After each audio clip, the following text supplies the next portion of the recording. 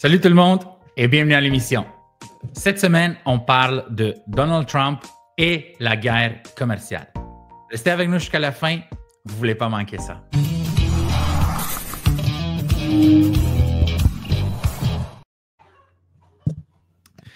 David, les mesures tarifaires imposées par Donald Trump en 2025 envers le Canada, le Mexique et la Chine seront en vigueur le 2 avril. Après une première annonce de tarifs douaniers, des sursis successifs ont été accordés, notamment pour l'industrie automobile et certains produits canadiens. Malgré ces délais, des tensions persistent, notamment avec la menace des représailles sur des produits comme le lait et le bois d'œuvre. Une tentative de doubler les tarifs sur l'acier et l'aluminium canadien a finalement été abandonnée, illustrant l'instabilité de la politique commerciale américaine.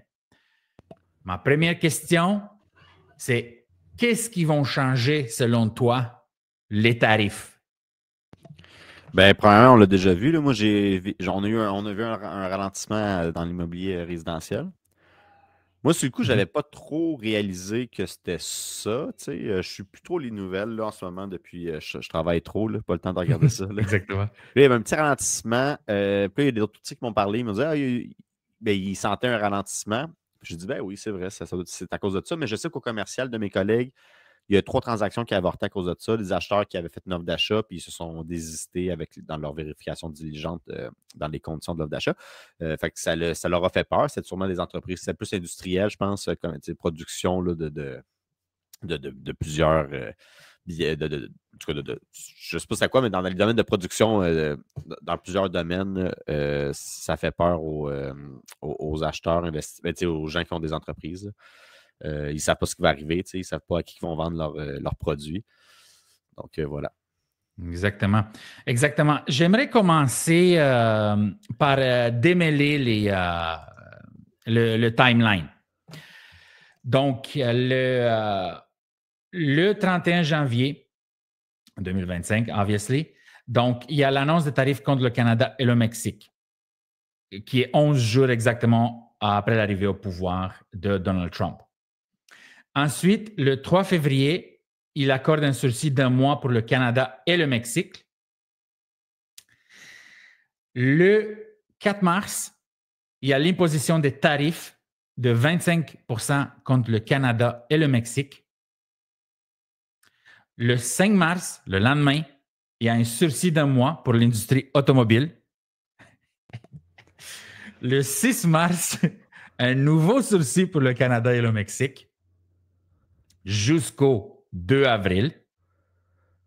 OK. Le 7 mars, menace des tarifs réciproques sur le lait et le bois d'œuvre canadien. Le 11 mars, les États-Unis doublent les tarifs à 50% sur l'acier et l'aluminium, puis se rétractent. Si tu te souviens, il y a eu comme un combat de coq, si on veut, là, entre Doug Ford puis qui disait qu'il va enlever pas qu'il va enlever, mais qu'il va mettre une taxe d'exportation sur l'électricité de 25%. Oui. Là, ils sont parlé, fait qu'il y a he retracted. Donc, Trump a réduit de 50 à 25%. Et on ne l'a pas dans cet article, mais hier, donc, il y a eu le tarif de 25% sur les autos et les camionnettes légères. OK? Ce que j'aimerais qu'on regarde, David, c'est qu'il y a une technique de négociation qui est propre à lui, Donald Trump. Mais concrètement, selon toi, quelle industrie tu crois qui vont être impactées autre que l'immobilier que tu viens d'expliquer ce qui se passe? Écoute, je ne suis pas tant connaisseur plus que l'immobilier, là, mais tout ce qui est production de biens que tu exportes, ça peut être des portes et fenêtres là, que tu vas vendre à l'étranger. Là, mais là, encore là, ça a un rapport avec l'immobilier. Fait que, c'est surtout des domaines peut-être de construction. Mais moi, je pense que tout ce qui est construction, ça va avoir un gros impact. Je ne sais pas si tu te souviens, j'avais un de mes clients, il voulait faire. Je vendais un triplex une couple d'années. Le gars voulait des balcons d'aluminium durant la COVID. Mais le coût coûtait tellement cher là, pour faire le balcon, que ça n'avait aucun bon sens. Là. Finalement, l'acheteur payait l'extra, mais c'était comme c'était fou là, le surplus qu'il fallait qu'il paye. Là. Fait que, ça va, moi, je le vois beaucoup dans l'immobilier, mais c'est connexe. Là. Mais les autres secteurs, écoute, je ne suis pas trop connaissant, mais je sais que dans beaucoup de secteurs, peu importe c'est quoi ton secteur, si tu es quelqu'un qui a une entreprise, peu importe quoi l'entreprise, à part que ce soit de la bureaucratie, je pense que ça va l'impacter. Ça va faire en sorte. En tout cas, moi, ce que je vois, comme je te disais, moi, ce que je vois, c'est que les gens, ils vont juste juste faire attention avant de prendre des gros contrats ça va impacter les entreprises comme ça, là, mais toi, personnellement, je sais que tu connais plus le sujet. Là, Ouais. ça serait quoi exactement les compagnies que ça va influencer? Ben, je suis content que tu demandes. Donc, on va voir ça tantôt, mais check, l'incertitude fait reculer les ventes résidentielles selon l'ACI, il y a quelques jours. Là. J'aimerais juste qu'on finisse là-dessus, puis qu'on continue avec les autres sujets après. Donc, les ventes résidentielles ont atteint en février leur plus bas niveau en plus d'un an. Les acheteurs restant à l'écart en raison de l'incertitude créée par la guerre commerciale avec les États-Unis, indique lundi. Donc, ça confirme ce que tu disais, que tu vois un ralentissement dans le marché résidentiel, immobilier résidentiel. Donc, mon opinion va dans ce même sens. C'est-à-dire que je crois que le marché immobilier, comme la bourse, comme beaucoup d'outils financiers ou de structures, si on veut, sont influencés par les émotions. Ouais. OK? Ouais, mais c'est ça, oui, c'est ça que ça oui, fait. à l'offre et la demande, mais l'offre et la Exact. demande est influencée par les émotions. La stabilité du marché est influencée par la stabilité de ce qui se passe politique et ce qui se passe alentour. Parce que c'est ça, même si ça ne te touche pas, tu vas avoir peur, puis tu n'achèteras pas, tu sais. Fait que c'est ça qui arrive dans l'immobilier. Il achète une maison, en réalité, ça ne te touche pas. Là, Exactement. Sauf que c'est ça, ça fait la Exactement. peur. Exactement. On produit du bois d'œuvre, là, probablement que, on importe quand même. Je ne crois pas qu'on va avoir une hyper grosse augmentation dans les coûts de construction. Au Canada, on a quand même beaucoup de matériaux de construction là, qu'on produit. Donc, mais oui, c'est très bon ton point. Donc, c'est vraiment l'incertitude. Ouais, c'est ça. Ça le dit ici, là, on n'a pas besoin d'aller plus. Donc, c'est l'incertitude qui crée monsieur, madame, tout le monde vont se dire, bon, mais là, je ne le sais pas. Là, moi, je travaille dans une usine où il y a la compagnie qu'on fait affaire à 30%, ben, elle va peut-être être touchée par les tarifs à cause de l'aluminium.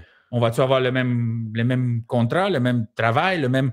Fait que là, je ne veux pas vendre ma maison là, puis en acheter une autre parce que là, je suis incertain. Fait que ça commence de même. Ça commence de même.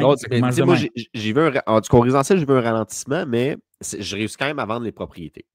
C'est juste que c'est un peu plus long. J'ai affiché une maison à Sainte-Marthe, je pensais qu'elle allait se vendre en une semaine. Ça a pris 3 semaines. Ça s'est bien vendu, mais je pensais avoir beaucoup de visites. J'ai eu quelques visites. Les gens, c'est ça, ça leur fait peur. Puis, mettons, ma belle-mère, exemple, elle, là, t'as peur qu'il y ait la Troisième Guerre mondiale. Oui. Mais ce que les nouvelles font en sorte qu'ils font peur aux gens. Exactement. Ils influencent beaucoup les gens, en tout cas, je pense. Moi, je n'ai pas peur qu'il y ait une guerre, personnellement, là, mais je trouve que ils devraient faire attention quand même aux nouvelles, de ne pas faire des nouvelles alarmantes, puis axées sur la peur. Là, parce qu'il y a beaucoup de gens qui me parlent de ça, comme « Hey, t'as-tu entendu ça? » Là, ils ont peur de qu'est-ce qui va arriver. « Hey, Trump! » C'est comme si c'était un... Comme si c'était un magicien. Un dictateur. Là, exactement. C'est ça. Il y aurait le profil pour être un dictateur peut-être là, dans un autre pays. Là, mais aux États-Unis, c'est impossible. Il y a des lois qui le protègent. Oui. Non. Moi non plus, je n'ai pas peur de ça. Non, c'est impossible. Mais c'est ça. Fait que je trouve qu'il y a beaucoup de peur liées aux nouvelles, avec qu'est-ce qu'ils nous envoient comme information. Ouais, ben c'est une des façons de faire des gens de la gauche. C'est pas pour faire de la politique, là, c'est juste pour comprendre. Là, okay? C'est la façon que ça fonctionne. Ça divise. Mais maintenant, ça fait aussi, ils sont dépendants de l'Internet maintenant, les nouvelles. Puis ils veulent tout le temps du clickbait. Là. Exactement. Ils veulent attirer. Fait que souvent, dans le titre, c'est un titre qui fait extrêmement peur. Mais c'est parce que c'est même que maintenant, sinon, le journal va fermer. Fait que c'est une stratégie marketing aussi de faire peur. C'est pas juste une affaire politique, c'est une affaire de. Ils veulent attirer les. Mais c'est ça. Fait que on est rendu dans une drôle d'époque pour ça. Ouais. Exact. Et bon, c'est pas juste les gens, là. Là, si tu m'as posé la question, je vais continuer de répondre. C'est que pour la guerre commerciale, les PME sont plus inquiètes que jamais. Le titre, c'est alarmant comme titre. Et voilà, tu sais, confirmer ce que tu dis avec un beau fermé la rouge. Là, il manquait juste des gens qui pleurent. Hein? Ouais. Donc, la confiance dans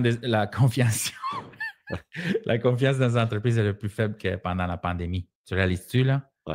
La crise financière de 2008 ou la période suivant le 11 septembre 2001. Ouais. OK? Donc, on peut en déduire que les gens sont inquiets. Ouais. Ça va, on le sait. Maintenant, mais là, ils ont baissé les taux. Ah, ça, tu y vas, excuse, je te d'avance. Exactement. Faut juste comprendre donc, là, qu'on va parler un peu de solutions, OK? Ouais. Moi, ce que je dirais comme solution, c'est vraiment de se concentrer sur nos affaires à nous. Oui, c'est ça qu'il veut faire. Trump, dans le fond, il veut que les États-Unis soient autosuffisants, mais on préfère essayer de faire la même chose. On fait la même chose. Exact. Tu sais, on construit. Man, les oil and gas, là, je ne suis pas nécessairement un fervent de oil and gas. Ouais. Mais il reste que pendant des centaines d'années encore qu'on va en avoir besoin. C'est très simple. Des centaines. Moi, je pense que ça va être plus vite qu'on pense. Ben, c'est parce que le pétrole rentre dans la production de tout. Tout ce que tu as autour de toi, c'est du pétrole. Là. Ouais. OK? Surtout le plastique. T'sais. Fait que, c'est justement, first. Second, le gaz, ça brûle clean. Ouais. Okay? Ça ne crée pas de pollution, le gaz naturel. Okay? Ouais. OK, mais ou très minime. Très minime. Oil and gas. C'est juste comprendre de pas commencer à crier au ciel l'oil and gas. Je vois arrêter l'oil and gas. Ils travaillent pour en tout cas, sur une compagnie de gaz naturel. Ça roule à côté, leurs affaires. Là. Ça n'arrête pas. Il n'y a aucune restriction par rapport à ça versus le pétrole. Exactement. Qui est différent du charbon et du pétrole. Je comprends. Donc là, si on peut se concentrer sur GNL, le gaz naturel liquéfié, LNG, et qu'on le transporte de l'Alberta, et le Québec aussi, s'il veut développer le gaz de schiste, là, qui pourrait le faire, mais on va faire un corridor de l'Alberta jusqu'au Québec et Nouveau-Brunswick, qui est Énergie Est.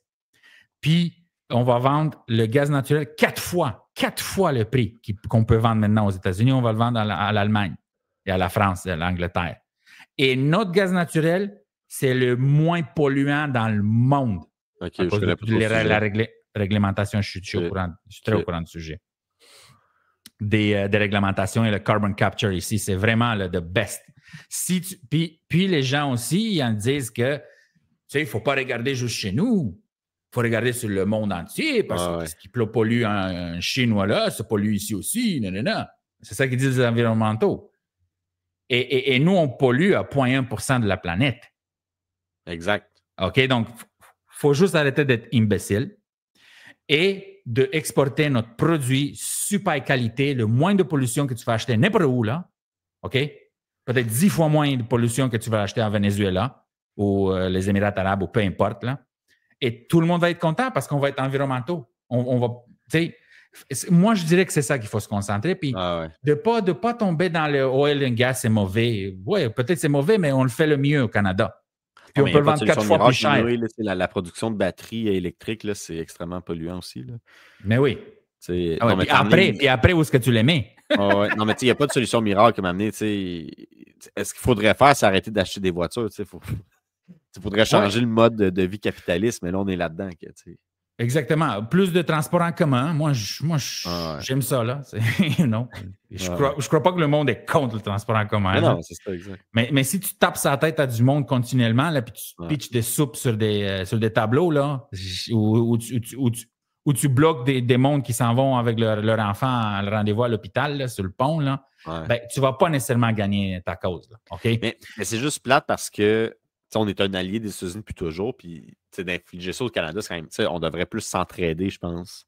Définitivement. C'est prouvé que faire ça, tout ce que ça fait de l'inflation partout, puis ça n'aide même pas le pays qui fait ça. C'est pas bon, ça fait juste monter les tarifs partout. C'est quand même plate qu'il fasse ça. Je ne sais pas qu'est-ce que toi t'en penses par rapport à ça. Oui. Ben, lui, il veut. Donc, la stratégie, il y a deux choses que j'ai compris. Ouais. Premièrement, c'est d'imposer. Premièrement, deuxièmement, il n'y a pas dans l'ordre, là. Mais une des choses, c'est pour imposer moins les Américains. Ouais. En créant le ERS, qui est le External Revenue Agency, qui est extrêmement intelligent. Ça prend un gars comme Trump pour faire ça. Ça va quand même faire de l'inflation dans son pays, faire ça. Fait que c'est pas la solution miracle. On va voir, OK? On va voir parce que exact. Parce que si tu taxes moins, tu imprimes moins d'argent. OK. Si tu as beaucoup de revenus, tu n'as pas besoin d'imprimer de l'argent. Ouais. Comme ils font, là. Parce que soit tu collectes du Mexique, soit que tu imprimes ton argent. Là. Un des deux, là. Choisis. Là. Les deux produisent de l'inflation.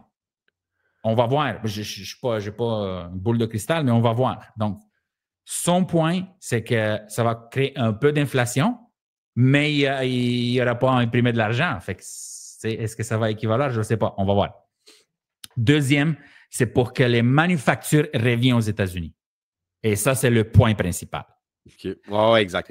Et depuis qu'il est en office, il approche de 5 trillions d'investissements, si on calcule tout. Combien qu'on a au Canada depuis le début de l'année? Il y a l'Alberta qui a eu 70 milliards avec un data center, Kevin O'Leary, c'est de Shark Tank. Northvolt, ça va être fini, là. Ça ne se produira jamais. Donc, le 8 milliards d'investissement au Québec, c'est bye-bye à Sainte-Julie, là. Ouais. Il y a il y a une compagnie très connue, pétrochimique, qui a fait de l'annonce l'année passée, la même chose, 7 ou 8 milliards en Saskatchewan pour des produits chimiques et le potache pour l'engrais, là. Donc, il y a beaucoup de projets en Colombie-Britannique, comme à Kitimat. Le problème, c'est qu'au Québec, même si on investit, finalement, la compagnie fait faillite. C'est ça. C'est des mauvais investissements. Là. Exact. Et il y a une chose qui est ce que j'aime ici en Alberta. C'est conçu sur le free enterprise, la libre entreprise. Okay. C'est vrai que, disons, les loyers peuvent fluctuer beaucoup plus qu'ailleurs. Ouais. Parce que, tu sais, moi, je paye en ce moment $400 de moins pour un appartement qui était listé juste 3 mois avant que moi je le loue à $400 de plus. Là. Okay. That's free market. Exact. Et ici, on construit tellement là, qu'il y a des 4,5 neufs là, à l'entour de 1200. Là. Okay, mais là, c'est parce que c'est fou. Là. En train de crasher ou... Non. Okay. Les prix descendent. Mais je veux dire, il y en a... Parce que quand ils ont besoin, ils construisent immédiatement. Exact. Parce qu'il y a moins de règlements ici. Deuxièmement, il n'y a pas de Crown Corporation pour l'électricité ici.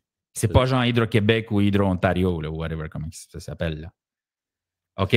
Ici, tout est privé. Donc, quand Kevin O'Leary est arrivé ici, puis il a dit, moi, je veux investir 70 milliards US en un centre de données.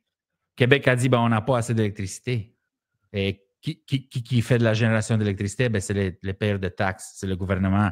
C'est très difficile et lourd et long. Exact. Là, il est arrivé en Alberta. 6 mois, ça prend 6 mois, on génère tant. Boum. Ouais, c'est ça. Un chausson-pont avec ça, boum. 70 milliards en Alberta, à place de Québec. Exact. Bon. Tu comprends-tu? Donc, c'est ça l'objectif de Trump au final, c'est de... Ce que tu voudrais qu'on fasse, ça serait ça. Qu'on soit plus... qu'on produise nos choses internes. Voilà. Puis qu'on contribue 3 à 5 % pour l'armée. On contribue 1,2 là. C'est une... Tu sais, moi, j'aime ça, là. OK. Je voudrais que ça soit toute la vie comme ça, là.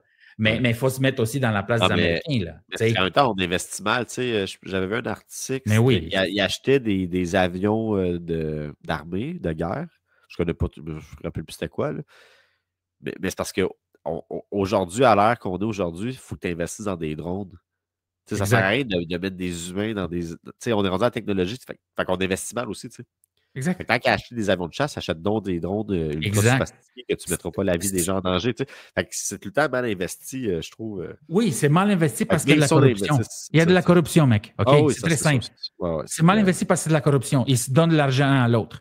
Ouais. C'est pour ça que moi je suis content maintenant ce qu'il fait avec Dodge. Ouais. Department of Government non, mais Efficiency. ça, pour vrai, ça, j'aimerais ça qu'ils fassent ça au Québec. Là. Mais oui, j'espère parce que... mais je sais que c'est poche pour les Pourquoi tu serais contre ça? Ils te retournent ton argent que tu payes de trop à place de se laisser voler par les parasites gouvernementaux. Ils te le donnent à toi, puis ils te montrent d'où ce qui est la fraude. Pourquoi que les gens seraient contre ça? Non, mais c'est pas de ça qu'il y a de la fraude, c'est juste des fois que tu as trop de départements. Espérer le ministère des Transports, là, ça comme. Tu peux pas faire le ménage là-dedans. Il y a trop de départements qui sont liés les uns contre les autres. Là. Il y a comme des guerres internes ou je sais pas. Là, puis c'est extrêmement compliqué, mais il y a juste trop de fonctionnaires. Mais là, tu sais, je sais qu'il y a des gens qui sont fonctionnaires, sûrement qui ne seraient peut-être pas contents que je dise ça. mais c'est vrai, pareil, tu sais. Mais c'est sûr que c'est des emplois qui vont perdre, là, mais c'est mal géré, tu sais. Aujourd'hui, avec l'intelligence artificielle aussi, je pense qu'il y aurait bien des affaires qu'on pourrait automatiser. Ils ont augmenté tellement depuis... On va l'appeler, tu sais, hein, la décennie perdue, là, que les gens appellent maintenant les experts, là, la dictature de Trudeau, de 2015 à 2025. Je ne considère pas ça de la dictature, là, mais... Oui, moi je considère la dictature quand ils ferment ton compte en banque parce qu'ils n'aiment pas ce que tu penses. Et quand tu enlèves ton assurance dans ton camion, puis tu ne peux plus donner de la bouffe à tes enfants. C'est pas de la dictature parce que moi, je me sens pas pris moi, dans mon pays. Là. Moi, je suis libre. Non, mais ces gens-là, ils ne pouvaient pas rien payer. Ils mouraient de faim. Ils ne pouvaient pas travailler et entretenir leur famille. Juste parce qu'ils croyaient quelque chose qui parlaient contre la guerre en Ukraine. Ben, ils étaient pour des non, mais qui voulaient... Ben, ils n'acceptaient pas d'être enfermés comme des prisonniers dans les maisons pendant le lockdown, par exemple. Okay. Ou comme des cobayes. Ouais. Et de mettre ce qu'ils nous ont mis dedans. C'est ça, là. C'est ça. Ça ne marche pas là, dans un pays démocratique. Là. Ça ne marche pas, là. Donc, il y a eu un gros... mais de toute façon, les cours, on dit que c'était inconstitutionnel, l'utilisation de... C'est pas moi, là, c'est les cours, les juges, ils l'ont dit clairement, il y a 6 mois. Ouais.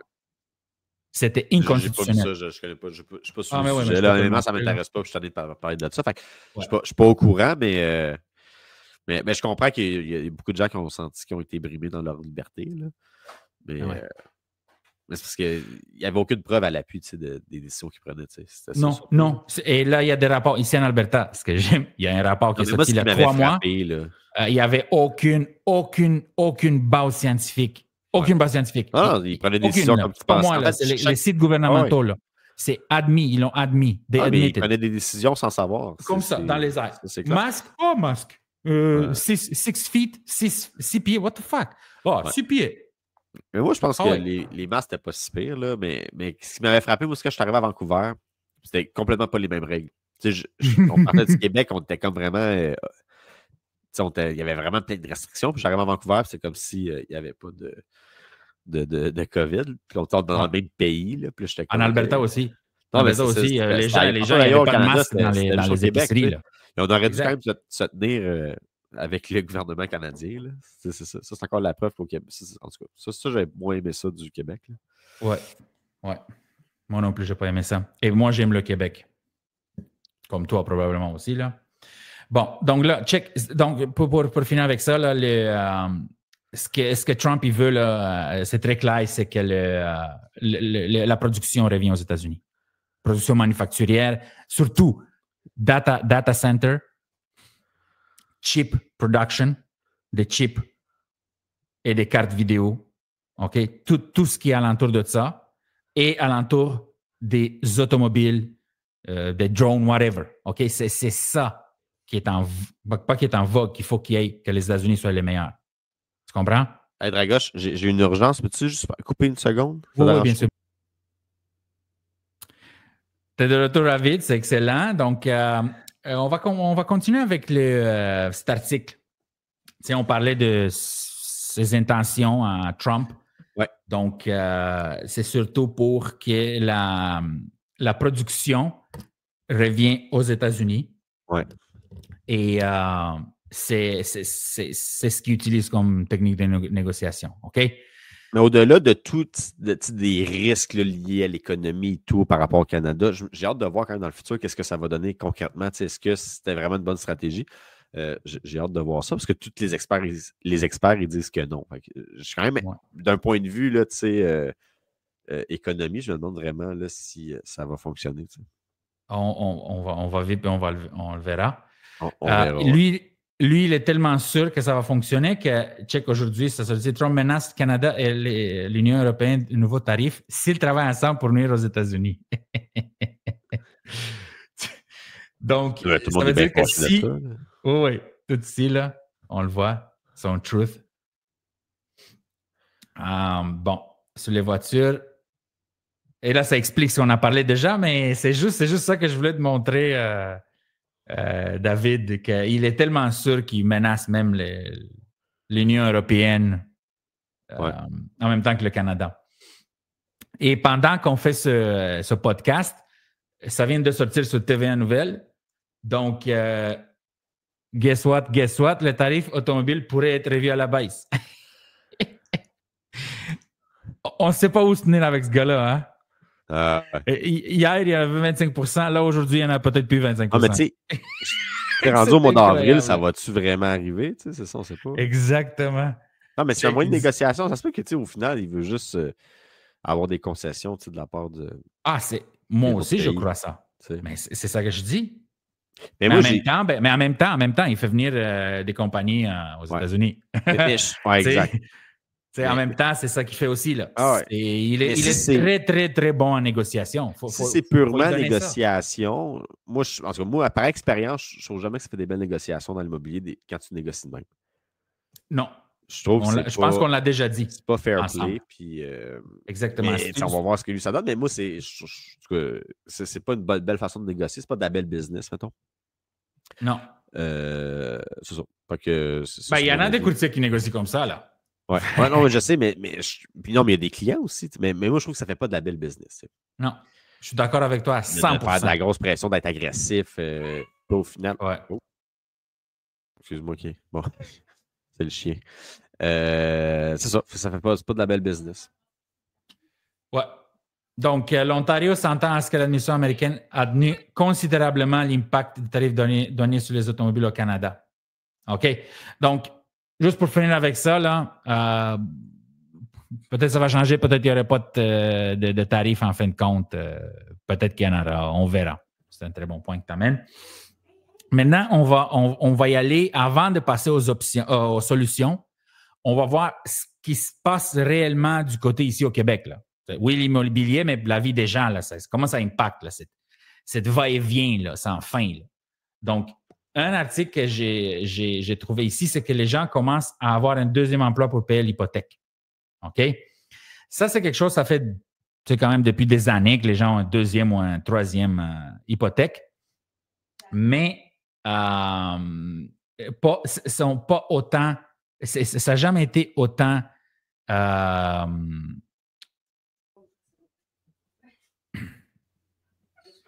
Oui, donc c'est ça, tu as eu un autre petit pépin. Donc, on va continuer avec l'article, le deuxième article. Donc, près de la moitié des Québécois vivent au jour le jour, selon un sondage. Ouais. OK?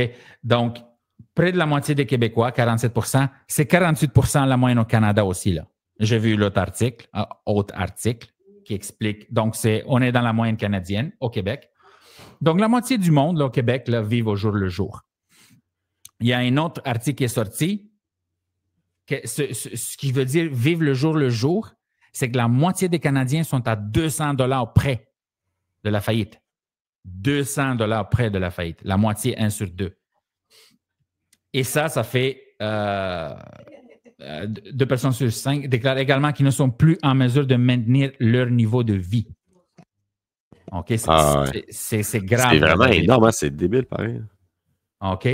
Donc, chez les jeunes, où l'on constate un plus grand impact de l'inflation, parce qu'on parle des tarifs, on parle de la grève tarifaire, bien, ça crée quoi? Ça crée de l'inflation. Fait qu'on va voir ce que ça fait, l'inflation au Québec. Donc, 63% des personnes âgées de 29 à 44 ans, c'est considéré que la hausse des coûts leur paralyse financièrement. OK? Donc... Ah, mais c'est 42%, c'est que comment tu vas faire pour revenir en bas de ça? Ça va pas bien. C'est ça, David. C'est que nous... Je sais pas comment ils vont faire pour s'en sortir.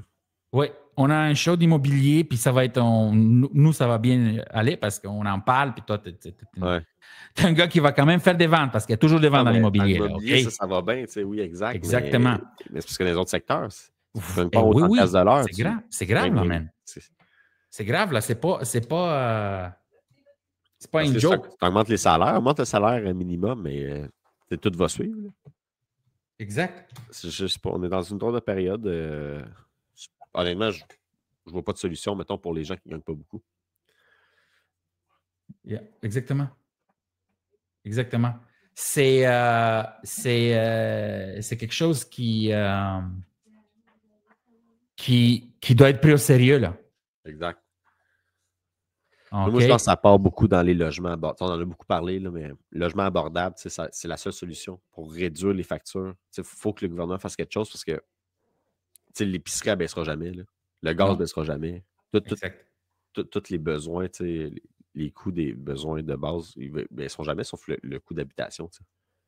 Exactement. Qui pourrait être diminué avec des logements abordables. C'est la seule façon. Je suis d'accord avec toi. C'est pas je suis d'accord avec toi. Là, mais... Voilà, j'ai voulu trouver l'article. OK. Aïe, aïe, hein? Mené par Ipsos, là. C'est pas David Dragoche, là, dans le sous-sol, là, appelé du monde, là. Pour voir ce qu'il en pense, là, de la vie, là. C'est Ipsos, qui est une film de sondage très réputé. Et c'est 13 janvier 2025, là. Tu sais, je t'avais dit, c'était il y a quelques semaines.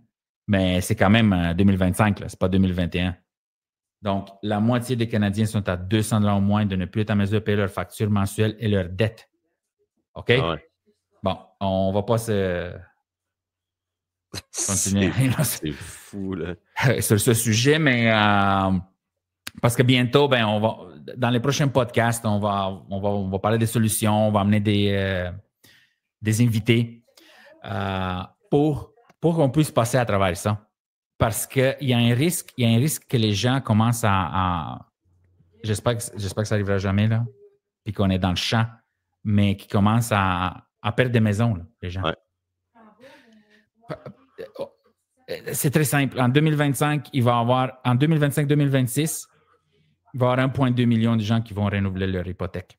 À partir de là, probablement avril, mai. Mais c'est là, les hypothèques bloquées à 1% ou 2%, ça commence en 2020.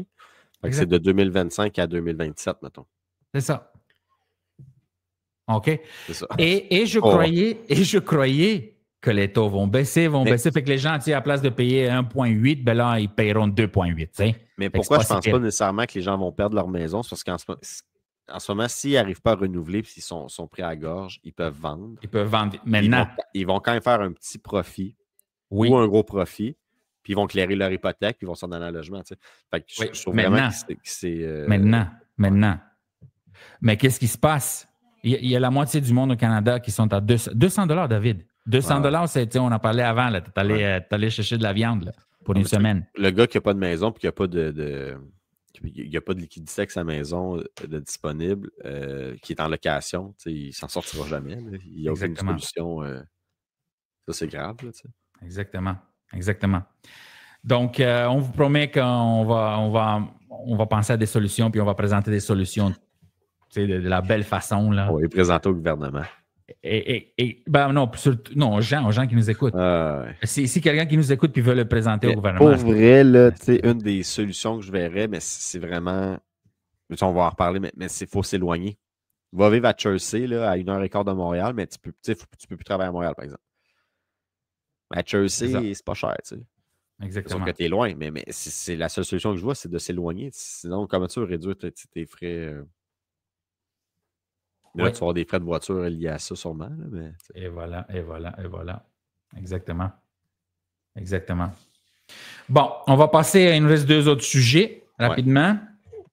Donc, ce que je veux te montrer, c'est que le taux d'intérêt a baissé il y a 2 semaines à peu près. C'est juste qu'on n'a pas eu le temps de faire le podcast la semaine passée, donc on le fait cette semaine. C'est ça l'affaire. Donc, ça a baissé les taux. Il n'y a pas eu, selon... j'ai des contacts aussi en Alberta aussi, à BC et Ontario. Ça n'a pas amené énormément de business, là, disons. Là. Le 0,5, ça n'a rien changé de 3 à 2,75. Mais ce Pourquoi je veux qu'on parle de ça? C'est que maintenant, à cause des tarifs et le sujet qu'on va faire après, c'est que l'inflation a augmenté.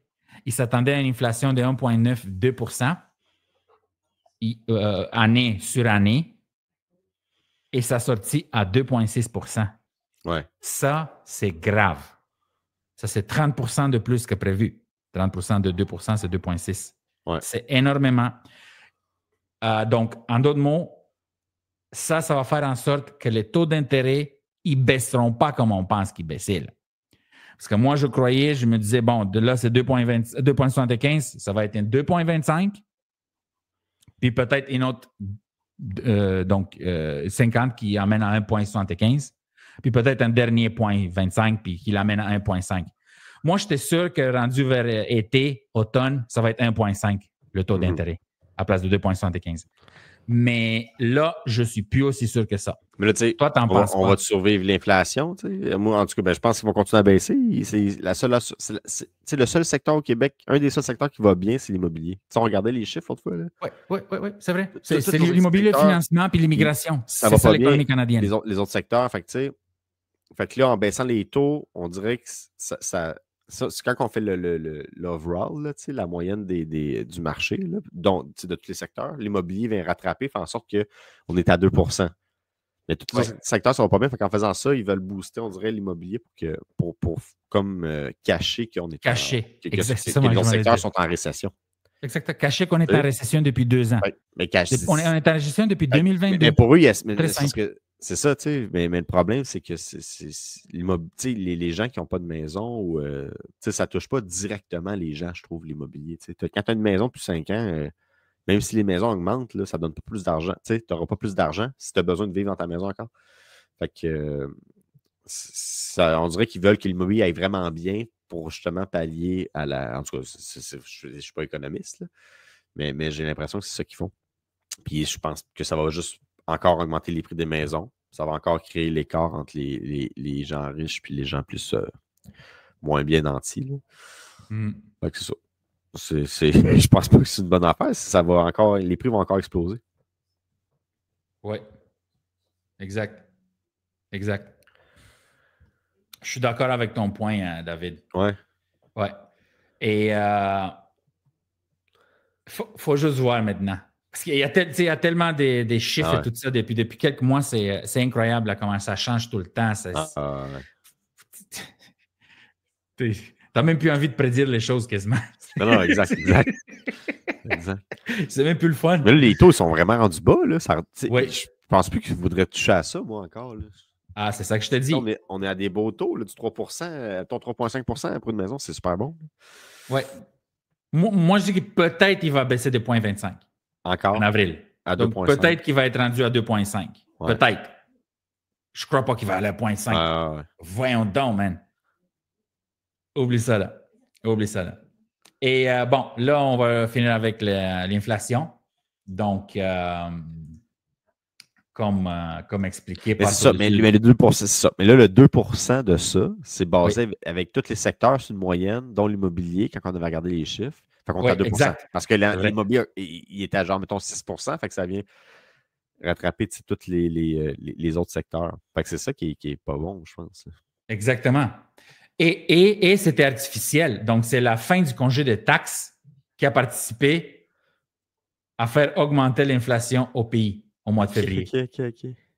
C'est très simple. Donc, il y a eu pendant 2 mois la baisse de GST. Fait que là, moins d'inflation parce qu'il y a moins d'argent qui est dépensé. Exact. Par-dessus ce que tu dépenses, qui est une taxe. Qui sont les taxes, en fait. Donc, c'est tout. Là, il est rentré en vigueur, ben boum. L'inflation est à 2,6. Et c'est ça que je te dis, là, check ici. Là. L'IPC, l'indice de prix à la consommation, qui est l'inflation, a ainsi augmenté de 2,6 d'une année à l'autre, comme je t'ai expliqué. Comparativement à 1,9% d'une année à l'autre. Donc, janvier 2024 pour janvier 2025, ça a été 1,9%. Puis février 2024 à février 2025, c'est 2,6%. Puis là-dessus, les loyers augmentent de 6% à chaque année. Exactement. Donc, ça te démontre le 2%. Imagine les autres secteurs, l'immobilier augmente de 6%. Anyway. Ouais. Donc, selon l'Agence fédérale, le congé des taxes fédérales a pris fin le 15 février, a exercé une pression à la hausse sur les prix. Bon, on vient de le dire, c'était à prévoir. Autres, donc les prix d'aliments achetés en restaurant ont notamment diminué, moins 1,4 par rapport à janvier. Les boissons alcoolisées ont reculé de 1,3 après avoir diminué de 3,6. OK? Donc là, il parle d'autres catégories. C'est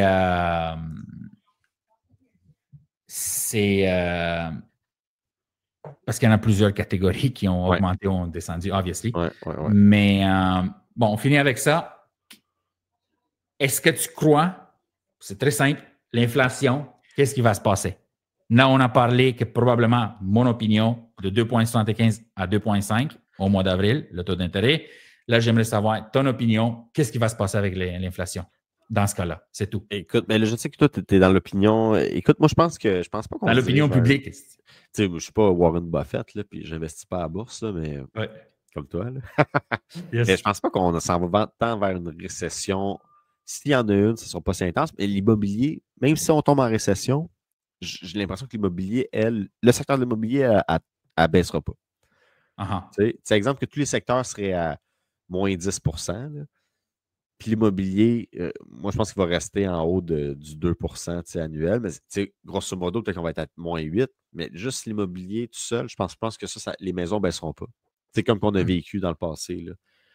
Fait que c'est mon feeling que même si on serait en récession, mais je pense pas, je ne sais pas si on va être en récession ou pas, là, comme que toi tu dis, là, mais l'immobilier, j'ai l'impression que lui, ce secteur-là ne baissera pas. Parfait. Donc, pas qu'est-ce là, que tu en penses? on l'a, oui, je vais le dire, on l'a sur vidéo, en preuve. Donc, tu dis que ça ne va pas baisser les prix. À court terme, je dis la même chose. Ouais. Les prix ne vont pas baisser. On ne connaît pas le futur. Si les tarifs restent comme ça, et à une guerre commerciale qui dure plus que 6 mois, disons. Là, 3 mois. OK, mais c'est basé là-dessus, mais on ne sait pas. On sait pas exactement. 6 mois, 9 mois, 1 an, quelque chose de grave là. Exact. Alors oui, il va y avoir une grosse dépression et les prix, les prix ont déjà, même à Toronto et Vancouver, il y a des baisses de prix de 6%, 9%. OK? Tu comprends? Et les gens perdent. Je vais amener la prochaine fois. Parce que là, il faut que j'aille sur X, Shazi Goli, un gars, mais les statistiques, je pense que je l'ai déjà montré. Okay. Comme hier, il en a montré 2. Il y en a un 500 000 et un autre a perdu 700 000 du pic de 2022. Okay? Donc, c'est énorme, là, 700 000 en 3 ans là, en Ontario, là, où on disait que toujours ça augmentait. Là. 700 000 $ de moins. Maison de ville, ben normale, pas une ferme, là, que plus ou moins, tu peux vérifier les prix, là.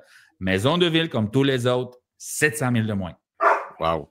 Et c'est tellement grave en Ontario que les gens qui ont acheté des maisons de ville, par exemple, parce qu'il y en a beaucoup, il y a en 2022, en préconstruction, ils sont en train de se faire finir maintenant, ils brûlent leur maison.